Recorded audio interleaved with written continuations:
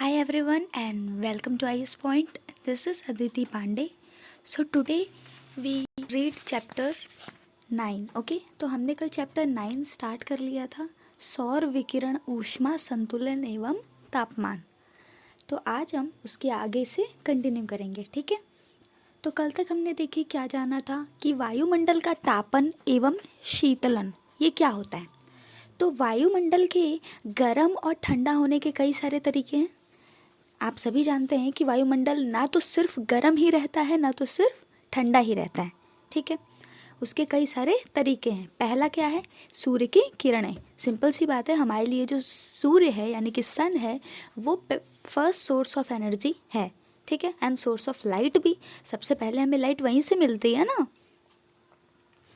तो जो प्रवेशी सौर विकिरण है यानी प्रवेश करने वाला, ओजोन के बाद फिल्टर होके आने वाला जो सोलर लाइट है, इसी से गर्म होने के बाद पृथ्वी के सतह के निकट जो वायुमंडलीय परतें होती हैं ना, उसमें तरंग के रूप में जो ताप है वो संचरित होती रहती है। अब जितना ताप आया पूरा का पूरा पृथ्वी अवशोषित तो नहीं कर सकती। मतलब पूरा, अगर आप मान लीजिए 9 बजे से 3 बजे तक धूप है, ठीक है, तो जितना इम्पॉर्टेंट है उतना ही अवशोषण होगा ना, और उसके बाद वो तरंग दैर्ध्य के रूप में संचरित होती रहती हैं तथा ऊपर की परत भी इसी कारण गर्म हो जाती है। लोग नहीं कहते हैं कि आज बहुत तेज़ धूप है, सो बहुत ज़्यादा धूप है, मतलब ऊपर भी बहुत धूप है, नीचे भी, नीचे की सतहों पर भी काफ़ी ज़्यादा धूप रहेगी। तो ये जो प्रक्रिया है ना, ये चालन कहलाती है। क्या कहलाती है? चालन, यानी कि कंडक्शन। चालन कब होता है? जब आसमान मतलब असमान ताप, जिनके ताप जो हैं वो एक समान न हो। इस प्रकार के कोई दो पिंड जब आपस में संपर्क में आते हैं तो जो गर्म पिंड है ना, उसी से ठंडे पिंड की ओर ऊर्जा का प्रवाह होता है। इसे ही हम कंडक्शन कहते हैं, यानी कि चालन कहते हैं। अब देखिए, पृथ्वी के संपर्क में जो वायु आती है वो गर्म होकर धारा के रूप में लंबवत उठती है और वायुमंडल में ताप का संचरण करती है। इस प्रक्रिया को क्या कहते हैं? संवहन कहते हैं। ये छोटे छोटे टॉपिक्स हैं जो आपसे पूछे जा सकते हैं या फिर इनका डेफिनेशन दिया जा सकता है। पूछा जा सकता है कि नीचे जो परिभाषा है वो किसे मतलब किसकी ओर इशारा कर रही है, वो परिभाषा किसकी है। सो ये परिभाषा है संवहन की। संवहन क्या होता है? जो पृथ्वी के संपर्क में गर्म वायु आती है वो धाराओं के रूप में लंबवत उठती है तथा वायुमंडल में ताप का संचरण करती है। वायुमंडल में लंबवत तापन की जो प्रक्रिया है वो संवहन कहलाती है। या ये भी पूछा जा सकता है कि जो संवहन की प्रक्रिया है वो लंबवत तापन है या फिर क्षैतिज तापन है। तो आप इसे बता सकते हैं कि ये लंबवत तापन की प्रक्रिया कहलाती है। नेक्स्ट है, अब हम देखेंगे वायु के क्षैतिज संतलन से होने वाला जो ताप का स्थानांतरण है ना, उसे क्या कहते हैं? अभिवहन कहते हैं, यानी कि एडवेक्शन कहते हैं। अब जैसे हमने लंबवत की बात कर ली तो इसमें क्षैतिज बताया गया है कि यदि वायु का क्षैतिज संचलन में ताप का संचलित हो, यानी वायु में जो ताप का संचलन है वो क्षैतिज रूप में हो, तो उसे क्या कहते हैं? स्थानांतरण अभिवहन, यानी कि एडवेक्शन कहलाता है। और यदि लंबवत हो तो क्या कहलाता है? संवहन, यानी कि कन्वेक्शन। तो याद रखिएगा, कन्वेक्शन एंड एडवेक्शन। कन्वेक्शन में जो वायु में ताप का संचलन है वो लंबवत होता है, वाइल जो एडवेक्शन है उसमें जो वायु में ताप का संचलन है वो क्षैतिज होता है।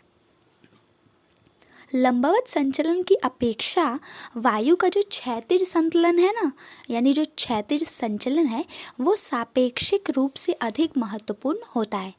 मध्य अक्षांशों में दैनिक मौसम में जो भिन्नताएं आती हैं ये केवल अभिवहन के कारण होती हैं। तो देखिए, ये भी क्वेश्चन पूछा जा सकता है कि जो दैनिक भिन्नताएं हैं, जो हमारे दिन भर में मौसम में जो भिन्नताएं होती हैं वो किसके कारण होती हैं? अभिवहन के कारण होती हैं। उत्तरी भाग में गर्मियों में चलने वाला स्थानीय लू तथा कहीं आप देखते हैं बारिश हो रही है तो कहीं पर बहुत ज़्यादा लू चल रही है, तो ये डिफरेंशिएशन क्यों होता है? अभिवहन के कारण होता है। पृथ्वी द्वारा प्राप्त प्रवेशी सौर विकिरण जो लघु तरंगों के रूप में होता है, पृथ्वी की सतह को गर्म करता है। देखिए, जो पृथ्वी एब्जॉर्ब करती है सोलर लाइट्स को, वो लघु तरंगों के रूप में होता है, ठीक है। और ये पृथ्वी की सतह को गर्म रखने में सहायता करता है। पृथ्वी स्वयं गर्म होने के बाद एक विकिरण पिंड बन जाती है। यदि बहुत ज़्यादा गर्म हो जाती है तो वो एक विकिरण पिंड बनती है और दीर्घ रूप में ऊर्जा का विकिरण करने लगती है। यह ऊर्जा वायुमंडल को नीचे से भी गर्म करती है और इस प्रक्रिया को क्या कहते हैं? पार्थिव विकिरण कहते हैं। मान लीजिए कोई एक बर्तन है, ठीक है, आपने उसे एकदम अच्छे से उसमें पानी आप बॉईल कर रहे हैं और काफ़ी ज़्यादा अच्छे से गर्म कर देंगे। एक समय तक आपने उसे ताप दिया ना, इतना कि वो खुद ही एक विकिरण पिंड बन चुका है। और अगर आप उसके ऊपर एक छोटा सा कटोरी रखेंगे जिसमें मान लीजिए घी है या घी जमा हुआ है, नारियल का तेल का डिब्बा भी, वैसे वो तो नहीं, घी ही या नारियल का तेल ही आप कटोरी में रख के अगर रखेंगे तो वो पिघल जाएगा। क्यों?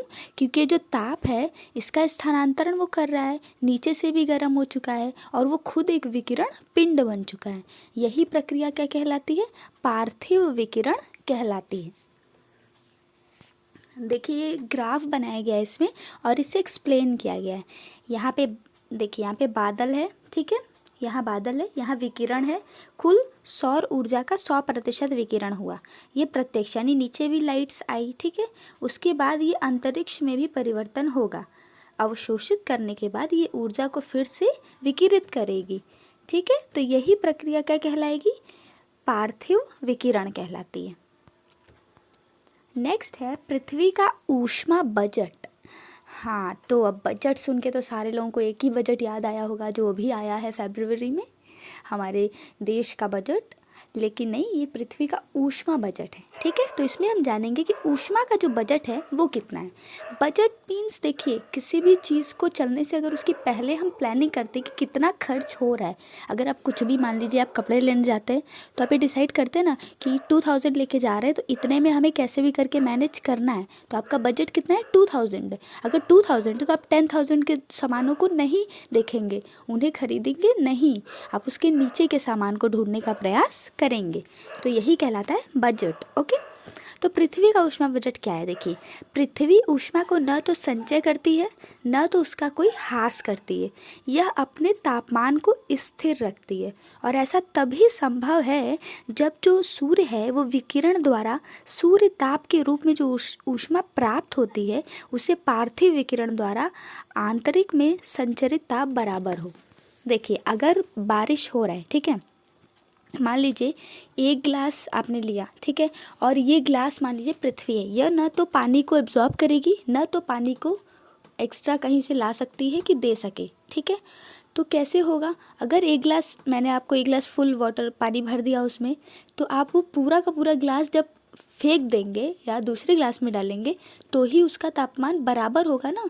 यानी जो आपको मिल रहा है उतना ही देंगे। अगर वो जो बैलेंस है वो इक्वल होगा तो ही पृथ्वी में जो ताप है उसका बजट बना रहेगा। यानी कि अगर आपको 2000 रुपये खर्चा करने हैं, ठीक है, किसी बजट आपने बनाया कि 2000 रुपीज़ आपके इस महीने का खर्च है, और अगर 2000 रुपीज़ ही आप कमाएं तो ही ना बराबर हो पाएगा। अब ऐसा तो नहीं होता है ना कि हमारी इनकम 1000 है, हमने बना लिया कि हम 5000 रुपये खर्चा करेंगे इस महीने में, तो कैसे खर्चा करेंगे? कर्ज में डूब जाएंगे, यानी कि हास होगा, हमारा नुकसान होगा, हमें होगा ना। लेकिन अगर हम जितना खर्चा है हमारा उतना ही हम कमाते हैं या उससे ज़्यादा कमाते हैं तो बचत भी होगी, और अगर उतना ही कमाते हैं तो जितना आ रहा है उतना ही जा रहा है, तो ये बैलेंस बना रहेगा, तो हमें कोई प्रॉब्लम नहीं होगी। बिल्कुल वैसे ही जो वायुमंडल है ये न तो ताप को लेती है ना तो ताप कहीं एक्स्ट्रा देती है। कहाँ से देगी? हमें सूर्य से ही मिलता है ना। ये तभी संभव है जब सूर्य द्वारा जो विकिरण सूर्य ताप है उससे प्राप्त ऊष्मा एवं पार्थिव विकिरण की जो प्रक्रिया है जिसमें हम ऊष्मा को अंतरिक्ष में संचालित कर देते हैं, ये दोनों क्रियाएं आपस में बराबर हो, तभी अपने तापमान को वो स्थिर रख सकती है, ठीक है। मान लीजिए कि वायुमंडल की जो ऊपरी सतह पर प्राप्त सूर्यताप 100% है। वायुमंडल से गुजरते हुए ऊर्जा का कुछ अंश परावर्तित, प्रकीर्णित एवं अवशोषित हो जाता है। केवल शेष भाग ही पृथ्वी की सतह पर पहुंचता है। अगर 100 इकाई में से 35 इकाइयाँ पृथ्वी के धरातल पर पहुंचने से पहले ही अंतरिक्ष में परावर्तित हो जाती हैं 27 इकाइयाँ बादलों के ऊपर छोर तथा 2 इकाइयाँ पृथ्वी के हिमच्छादित क्षेत्रों द्वारा परावर्तित हो जाती हैं या फिर लौट जाती हैं। तो सौर विकिरण की इस परावर्तित मात्रा को ही पृथ्वी का एल्बिडो कहते हैं। ठीक है, क्या कहते हैं? पृथ्वी का एल्बिडो कहते हैं। तो आइए इसके पहले डायग्राम में देखते हैं।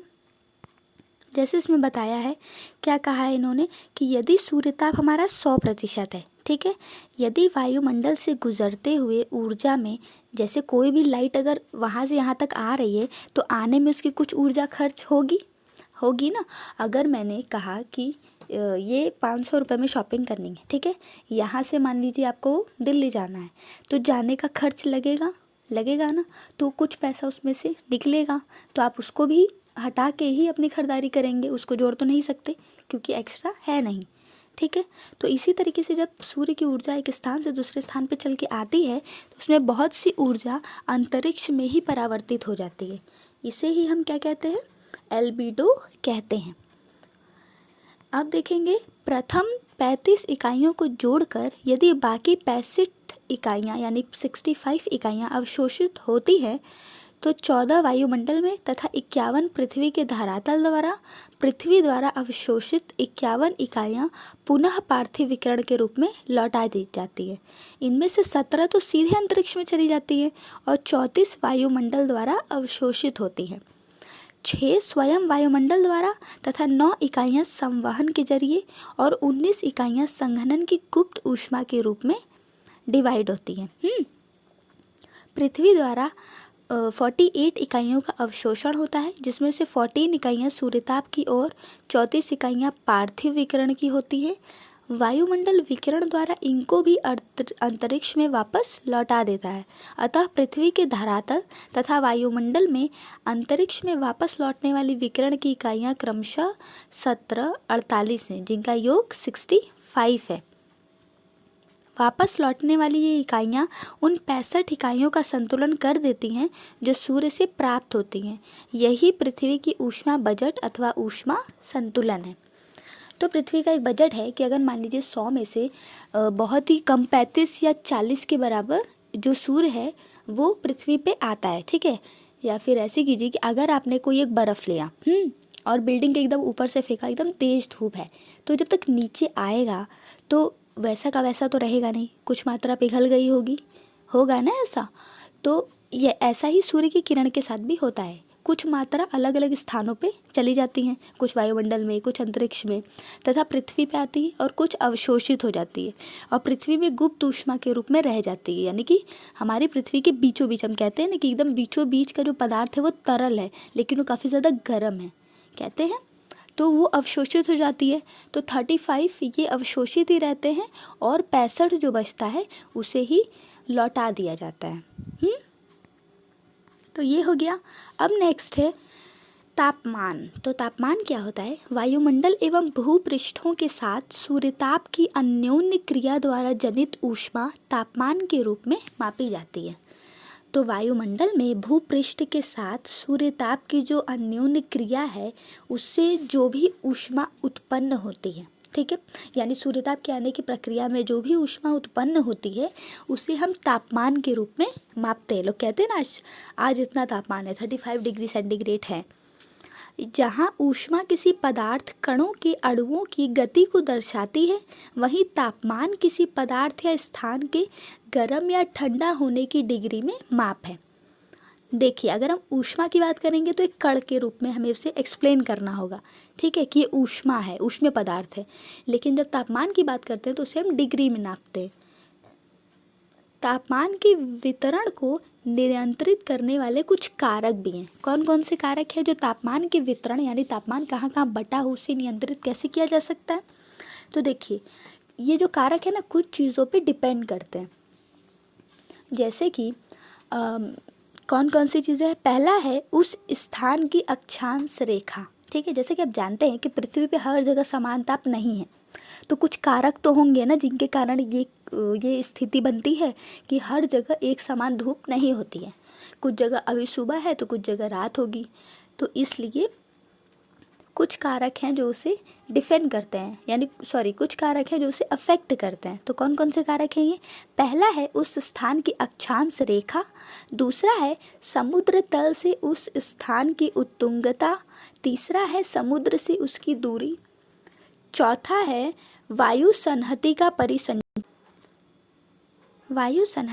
परिसंचरण तथा पांचवा है कोष्ठ तथा ठंडी महासागरीय धाराओं की उपस्थिति। और छठवां क्या है? स्थानीय कारक। जैसे मान लीजिए अगर जहाँ नमक बनता है वहाँ बारिश होती होगी, क्योंकि भाप बन के बहुत ज़्यादा वहाँ पे पानी उड़ता है। अगर भाप बन के उड़ता है तो बादलों का निर्माण भी होता होगा। अब जहाँ पे बर्फ़ है वहाँ पे क्यों बर्फ़ उगती है? क्योंकि वहाँ का जो इन्वायरमेंट है उसी तरीके का है। तो अक्षांश पे अगर हम आते हैं, किसी भी स्थान का तापमान उस स्थान द्वारा प्राप्त सूर्यताप पे निर्भर करता है। ये पहले ही बताया जा चुका है कि सूर्यताप की जो मात्रा है ना, उसमें अक्षांश के अनुसार ही भिन्नता पाई जाती है। इसी कारण तापमान में भी भिन्नता पाई जाती है। जो हमारी पृथ्वी का अक्षांश है वो अलग अलग होता है, इसी कारण तापमान अलग अलग स्थानों पे डिफरेंट होता है। अब उत्तुंगता को एल्टीट्यूड कहते हैं, ठीक है। वायुमंडल पार्थिव विकिरण द्वारा नीचे की परतों में पहले गर्म होता है। यही कारण है कि समुद्र तल के आसपास जितने भी स्थान हैं वहाँ पर तापमान अधिक होता है तथा ऊंचे भाग में स्थित स्थानों पर तापमान जो है वो गर्म होता है। देखिए वायुमंडल में पार्थिव विकिरण होता है, ठीक है, तो नीचे के स्थान जो है वो पहले गर्म होते हैं, इसीलिए पहाड़ों पे ठंड का मौसम होता है। बाकी जो लैंड है जैसे कि राजस्थान, इन सब जगहों पे बहुत ज़्यादा गर्मी पाई जाती है, तो उत्तुंगता इफेक्ट करती है। नेक्स्ट है उत्तुंगता के बढ़ने के साथ तापमान के घटने की दर को हम क्या कहते हैं? सामान्य ह्रास दर, यानी कि नॉर्मल लैप्स रेट कहते हैं। सामान्य ह्रास के प्रति 1000 मीटर की ऊंचाई बढ़ने पर 6.5 सेल्सियस है, यानी ये सामान्य ह्रास का दर है कि यदि 1000 मीटर ऊंचाई बढ़ती है तो ये 6.5 सेल्सियस इंक्रीज होगा। और तीसरा है हमारा समुद्र की दूरी। किसी भी स्थान के तापमान को प्रभावित करने वाला दूसरा कारक समुद्र से उसके स्थान की दूरी होती है। यदि समुद्र के पास है तो उतना ही गर्म होगा, यदि दूर है तो ठंडा होगा। यदि समुद्र के ऊपर स्थल की अपेक्षा तापमान में भिन्नता कम होती है, यदि वो जो स्थान है वो समुद्र के ऊपर है तो वहाँ पे तापमान जो है वो भिन्न होगा, लेकिन अगर समुद्र के नीचे है तो वहाँ भी तापमान डिफरेंट होगा। नेक्स्ट है वायु संहति तथा महासागरीय धाराएं। स्थलीय समीरों की तरह वायु संहतियाँ भी तापमान को प्रभावित करती हैं। ये कोष्ण वायु संहतियों यानी कि वार्म अम्नेस जो होती है, इससे प्रभावित होने वाले स्थानों को तापमान अधिक एवं शीत वायु संहतियों यानी कि कोल्ड आर्मेसिस से प्रभावित करता है। इसी कारण तापमान जो है स्थानों का वो कम होता है। इस प्रकार ठंडी महासागरीय धारा के प्रभाव में अंतर्गत आने वाले समुद्र तटों की अपेक्षा गर्म महासागरीय धारा के प्रभाव में आने वाले तटों का जो तापमान है वो अधिक होता है। यानी जो गर्म महासागरीय के प्रभाव में आते हैं वहाँ टेम्परेचर बहुत ज़्यादा हाई होता है, और जो ठंडी महासागरीय धाराओं के मतलब संपर्क में आते हैं वहाँ का जो टेम्परेचर है वो कम होता है। ठीक है, तो आज हम यहीं पे अपना लेक्चर स्टॉप करते हैं, कल हम आगे से कंटिन्यू करेंगे। अगर आपको कोई भी डाउट हो तो आप उसे कमेंट करके पूछ सकते हैं, कोई क्वेश्चन हो तो आप उसे पूछ लीजिए। और यहाँ तक पढ़ने के लिए बहुत बहुत थैंक यू। अगर आपने इस चैनल को सब्सक्राइब नहीं किया है तो प्लीज़ कर लीजिएगा। If you like the video then please like भी कर दीजिए, और हाँ शेयर कर दीजिए, क्योंकि शेयर करने से ज्ञान बढ़ता है। तो ठीक है, ऐसे ही पढ़ते रहिए और कल हम इसके आगे से कंटिन्यू करेंगे। बाय।